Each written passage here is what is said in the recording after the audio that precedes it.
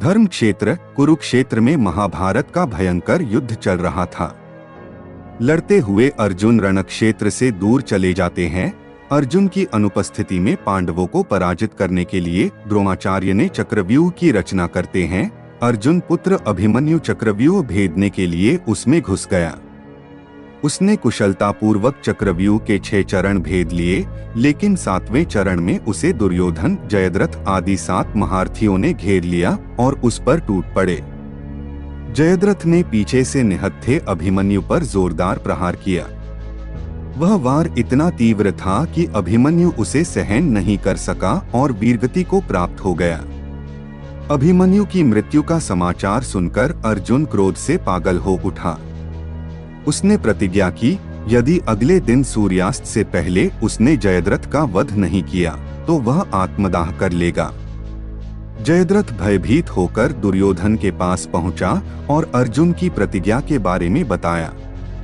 दुर्योधन उसका भय दूर करते हुए बोला, चिंता मत करो मित्र, मैं और सारी कौरव सेना तुम्हारी रक्षा करेंगे। अर्जुन कल तुम तक नहीं पहुंच पाएगा, उसे आत्मदाह करना पड़ेगा। अगले दिन युद्ध शुरू हुआ। अर्जुन की आंखें जयद्रथ को ढूंढ रही थीं, किंतु वह कहीं नहीं मिला। दिन बीतने लगा। धीरे धीरे अर्जुन की निराशा बढ़ती गई। यह देख श्री कृष्ण बोले, पार्थ, समय बीत रहा है और कौरव सेना ने जयद्रथ को रक्षा कवच में घेर रखा है। अतः तुम शीघ्रता से कौरव सेना का संहार करते हुए अपने लक्ष्य की ओर बढ़ो। यह सुनकर अर्जुन का उत्साह बढ़ा और वह जोश से लड़ने लगे, लेकिन जयद्रथ तक पहुंचना मुश्किल था। संध्या होने वाली थी। तब श्री कृष्ण ने अपनी माया फैला दी। इसके फलस्वरूप सूर्य बादलों में छिप गया और संध्या का भ्रम उत्पन्न हो गया। संध्या हो गई है और अब अर्जुन को प्रतिज्ञावश आत्मदाह करना होगा। यह सोचकर जयद्रथ और दुर्योधन खुशी से उछल पड़े। अर्जुन को आत्मदाह करते देखने के लिए जयद्रथ कौरव सेना के आगे आकर जोर जोर से हंसने लगा। जयद्रथ को देखकर श्री कृष्ण बोले, पार्थ, तुम्हारा शत्रु तुम्हारे सामने खड़ा है। उठाओ अपना गांडीव और वध कर दो इसका। वह देखो अभी सूर्यास्त नहीं हुआ है।